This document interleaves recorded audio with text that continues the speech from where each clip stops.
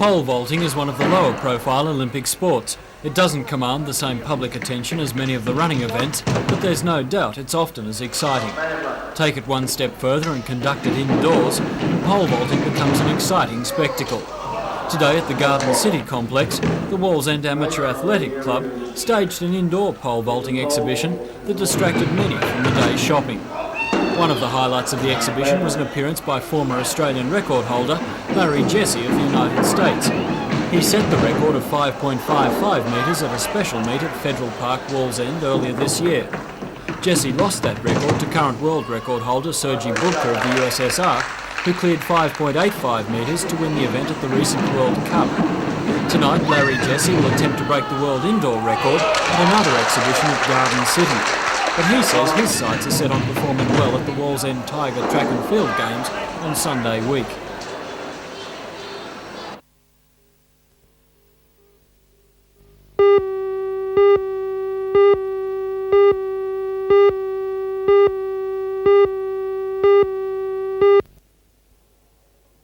In NBN's news tonight, we bring you details of a major sponsorship deal for Newcastle and country cricketers announced today.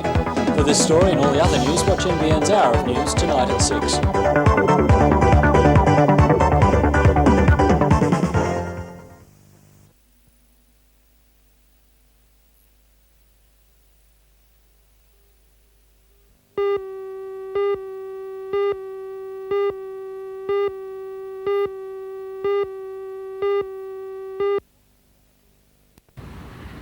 The Sports Centre has been transformed into a series of jumps and mounds to test man and machine in what promises to be exciting racing.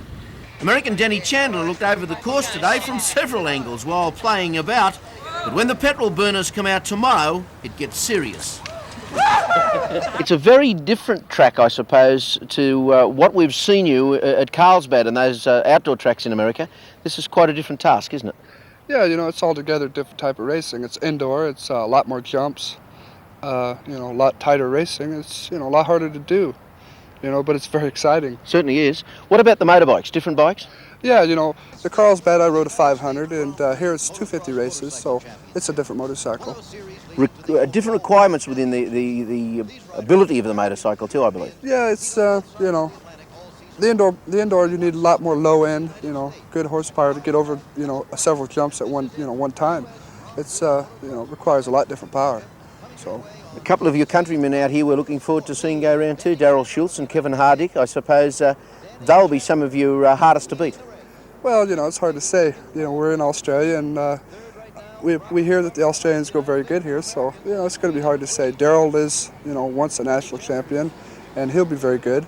And Clint Hardick's a very good privateer at home. And myself, I go well. It's just, I guess, who has the best night.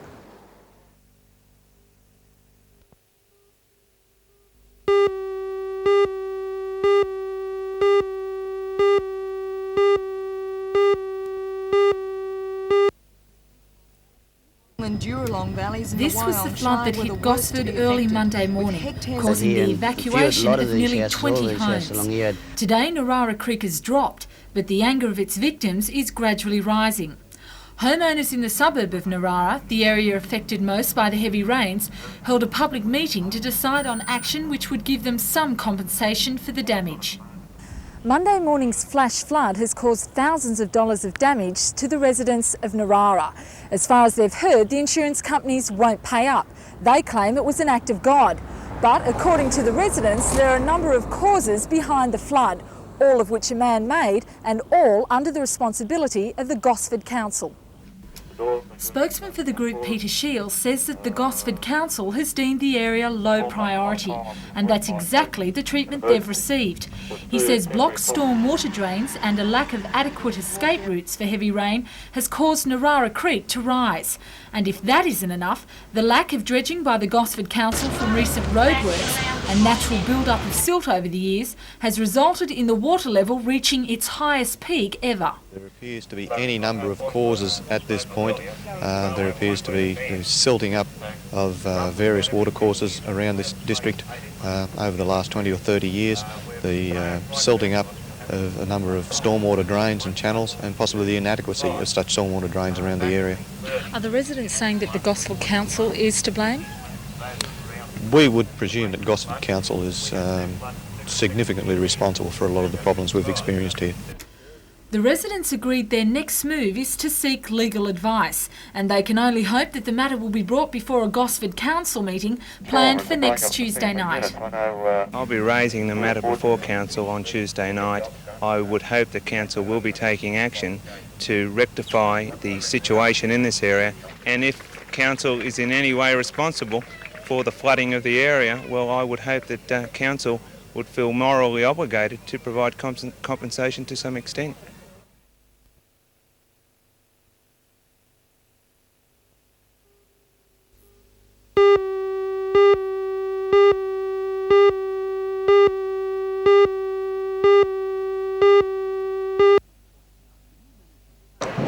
The new management plan was outlined by Newcastle's port manager, Captain Brian Ramage, at the weekly Businessmen's Club luncheon at Tattersalls Club.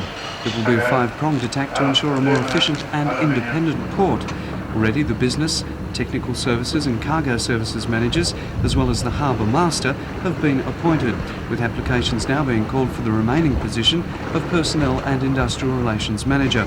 Since the first meeting of the Newcastle Chamber of Commerce and Industry 99 years ago, there have been repeated calls for a more autonomous and accountable port management for Newcastle. Now it's finally about to happen, and from Captain Ramage's point of view, it'll herald a new era for the port and the city. The new management structure will provide for 5 managers managing in functional areas. They'll be able to give adequate attention in those functional areas and report to the port manager on a day-to-day basis, and decision making will be made in the port. There'll be direct access to clients, the port users, and the responsibility and accountability for the port management will be here. Well, under this new management structure, what sort of future do you think the Port of Newcastle has? I think it's an excellent future, and Newcastle can only grow.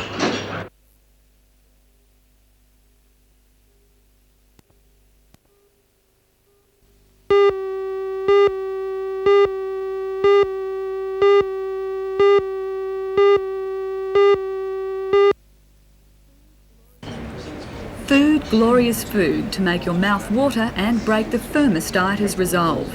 These gastronomic delights were the focus of attention at the inaugural Nestle Salon Culinaire. The catering competition attracted chefs at various stages of their training who submitted entries in categories ranging from hors d'oeuvres to hot and cold main courses and desserts. This little heartbreaker is an example of the high standard of presentation. It's a seafood platter, notable for its simplicity and uncluttered presentation. It also features local produce. The panel of judges, including representatives from the industry and the region's catering schools, subjected the food to the closest of scrutinies. Oh, well, there's all sorts of tricks that you can pull, like actually not cooking the vegetables so the colour stays there, but we have a way of detecting that. We also have to check the sauces to make sure they're balanced and seasoned. Sometimes the colour looks good, but they mightn't taste that good. But the two of them have got to be consistent. Have you been happy with the standard of entry? Yes, all the judges, and including the chairman, is very surprised at the standard, very surprised. We believe, being the very first one, that it would be a sort of a nursery, but the standard is excellent, which is an indication that the quality of cuisine in Newcastle is not what everybody else says it is.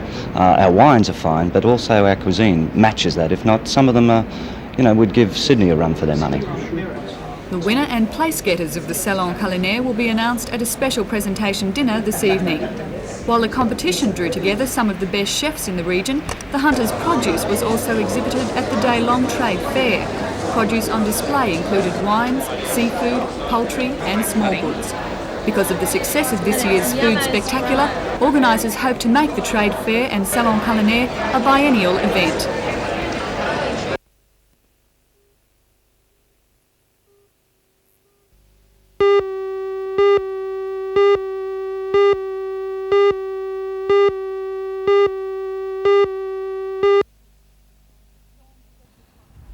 The storm swept across Lake Macquarie and hit the Belmont South Caravan Park at about 10 to 2 this afternoon. Residents say the force of the wind was incredible, picking up caravans and hurling them several metres. It was just a big gust of wind and everything went black, and that was it. The hail came and it just hit. It was so scary. She was just in a nappy and a pilchers. Yeah, she just got out of bed and she was screaming. I had to get out for her sake. I could see it all going. We went and ran next door and we couldn't get their door open. We had to climb through their bedroom window to get in out of the wet in the hail. Hail bombarded the vans, peppering the aluminium walls like machine gun pellets. Several vans were turned over, destroying contents, and annexes were ripped to shreds. The caravan park was at the centre of the storm, and according to police, this small, unprotected area was the only one to feel the full force of the gale. Just to give you some idea of the ferocity of this storm, this was once a 7-metre caravan. No one was in the caravan at the time, and the occupants came back from lunch to find their holiday van scattered around the park. Before we had the caravan up there on top of the hill, and we shift just last week, you know, and we come here, it's gone. Tonight the residents are trying to repair their vans to prevent them being further damaged by rain. The only consolation to this heartbreaking devastation is that no one was hurt.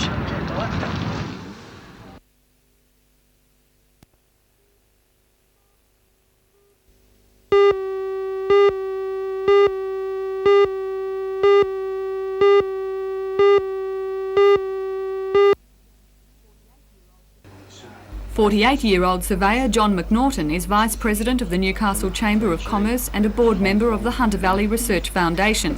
He nominated for the position of ALP candidate because he believes the opportunity exists to improve both Newcastle and the Hunter Valley. He is, in his own words, a committed regionalist. I mentioned to you earlier, if this city was all pulling together in one direction, we'd be absolutely unstoppable. It's a magnificent city. And the problem we have is too much division.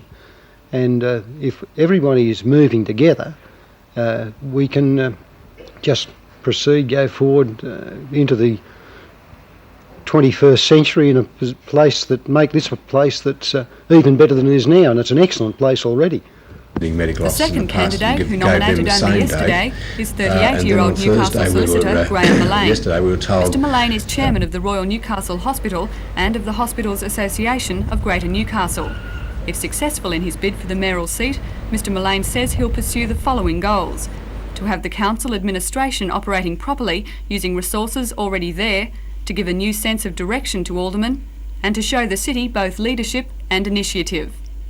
Mr Mullane declined to be interviewed on camera prior to pre-selection on the 9th of November. He said he didn't wish to be seen actively competing against Mr McNaughton. However, the fact remains either Mr Mullane or Mr McNaughton will be endorsed as the ALP candidate, and they'll be set on a collision course with the Citizens Group's most likely candidate, Don Geddes. Speaking from Sydney today, Mr Geddes said he would have no problems at all defeating either candidate. It hurts me greatly to know that he's been sacked.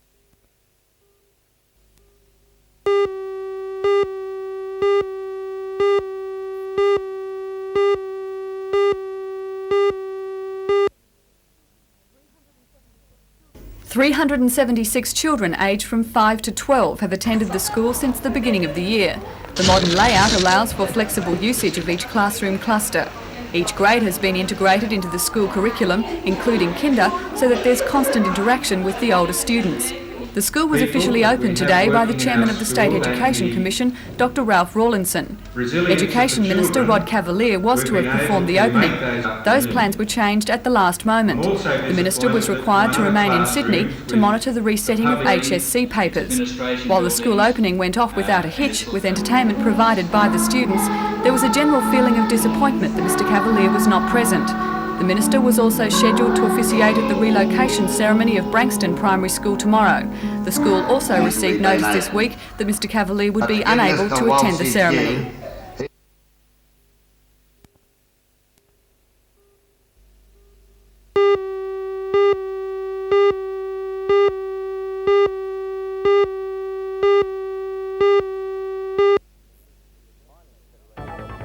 Miners' Federation members at the Liddell State Mine have voted to return to work tomorrow after a 7-week strike.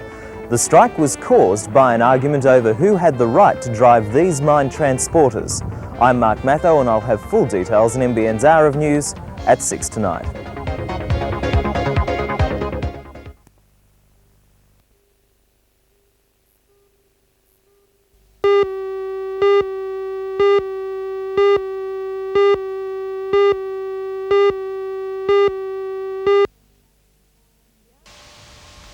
The Yarramalong Valley near Wyong is renowned for its turf farms, horse studs and rolling hills, but it may soon be known for another reason. The Electricity Commission is proposing to build a $3 billion power station at Mardi, which opponents say will ruin the idyllic setting. This is one of a number of areas the Commission of Inquiry is inspecting to ensure New South Wales has a reliable, efficient power supply in the years to come. Power stations were the main topic of conversation today, as Commissioner McDonald and Elcom staff were shown through the valley by members of the Anti-Mardi Power Station, or AMPS group. But that's all. They were told by an Elcom spokesman that the power station, if it goes ahead, will be camouflaged by trees, and that new techniques would ensure there would be no ash pollution. But this didn't satisfy AMPS spokesman Kerry Partridge. On Elcom's map, we've measured it out on their plan, and the main station is only 1.5 kilometres from Wyong, and we feel that is far too close. The problems with the pollution are concerning the lake, where the actual Tuggerah Lake system is turned over every 14 days. It's 26 times a year. All that water comes into the power station and then goes back into the outfall. And of course there's also problems with the SO2, the sulphur dioxide that goes up the stacks and apparently forms acid rain with moisture and comes back to the ground again and can cause certain damage to human beings and to vegetation. The residents say that their area has been singled out by the Electricity Commission. If Mardi goes ahead, that'll make 5 power stations in a relatively small area. And Kerry Partridge says that's simply too many. It appears that figure-wise, fact-wise, the area supplies 80% of the state's power. If Mardi and Olney go in, there's going to be Mardi, Olney, Araring, Vales Point, Munmora, and Wanji's a small power station, that might be used too. But to my way of thinking, it's just too much pollution, too many power stations in a small confined area.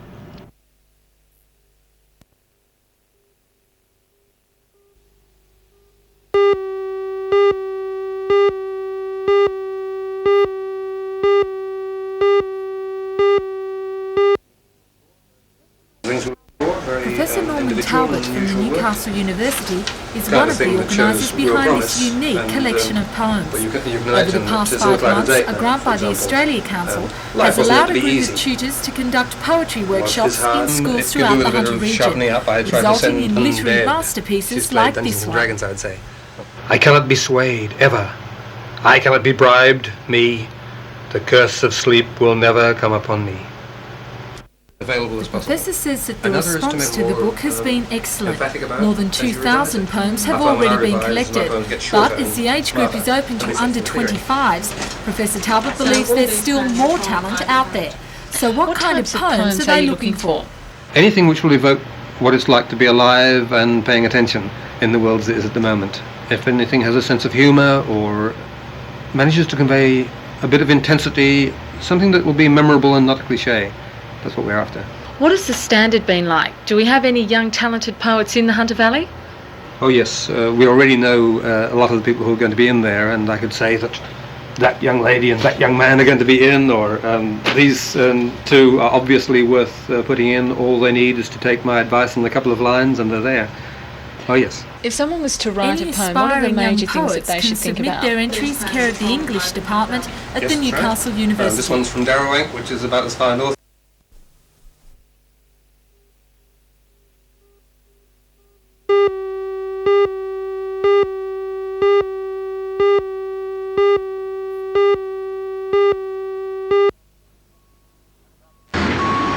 About 7 o'clock this morning, this semi-trailer went out of control, turning left from Industrial Drive into Toole Street, ending up on its side. Its load of wood chips spilt into the path of traffic coming from Stockton. Police and fire brigade attended the scene and implemented their respective safety procedures as clearing up work got underway. The truck was from Barclays Transport, World's End. driver was taken to the Mater Hospital with minor injuries. About 2 hours later, the scene was cleared and traffic began running smoothly again.